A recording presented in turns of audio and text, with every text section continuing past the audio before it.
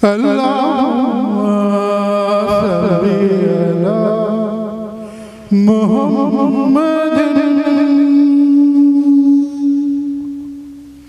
وعلى آلہ وصحبہ وسلم۔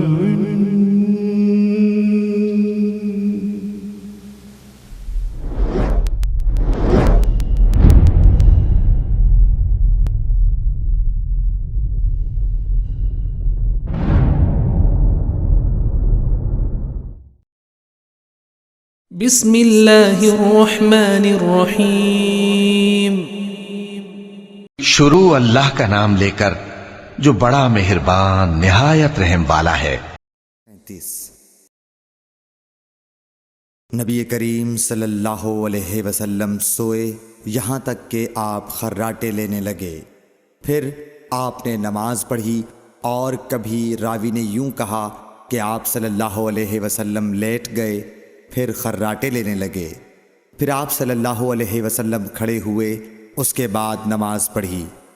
پھر سفیان نے ہم سے دوسری مرتبہ، ابن عباس رضی اللہ تعالی عنہ کہتے تھے کہ ایک مرتبہ میں نے اپنی خالہ ام المومنین حضرت میمونہ کے گھر رات گزاری تو میں نے دیکھا کہ رسول اللہ صلی اللہ علیہ وسلم رات کو اٹھے۔ جب تھوڑی رات باقی رہ گئی تو آپ صلی اللہ علیہ وسلم نے اٹھ کر ایک لٹکے ہوئے مشکیزے سے ہلکا سا وضو کیا۔ عمرو اس کا ہلکا پن اور معمولی ہونا بیان کرتے تھے، اور آپ کھڑے ہو کر نماز پڑھنے لگے تو میں نے بھی اسی طرح وضو کیا جس طرح آپ صلی اللہ علیہ وسلم نے کیا تھا، پھر آ کر آپ کے بائیں طرف کھڑا ہو گیا۔ اور کبھی سفیان نے ان یسارہ کے بجائے ان شمالہ کا لفظ کہا، مطلب دونوں کا ایک ہی ہے۔ پھر آپ صلی اللہ علیہ وسلم نے مجھے پھیر لیا اور اپنی داہنی جانب کر لیا، پھر نماز پڑھی جس قدر اللہ کو منظور تھا۔ پھر آپ لیٹ گئے اور سو گئے حتیٰ کہ خراٹوں کی آواز آنے لگی۔ پھر آپ کی خدمت میں مؤذن حاضر ہوا اور اس نے آپ کو نماز کی اطلاع دی۔ آپ صلی اللہ علیہ وسلم اس کے ساتھ نماز کے لیے تشریف لے گئے، پھر آپ نے نماز پڑھی اور وضو نہیں کیا۔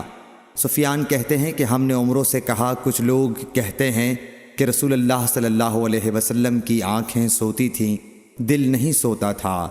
عمرو نے کہا، میں نے عبید بن عمیر سے سنا، وہ کہتے تھے کہ انبیاء علیہ السلام کے خواب بھی وہی ہوتے ہیں۔ پھر قرآن کی یہ آیت پڑھی، میں خواب میں دیکھتا ہوں کہ میں تجھے ذبح کر رہا ہوں۔ صحیح بخاری حدیث نمبر 138۔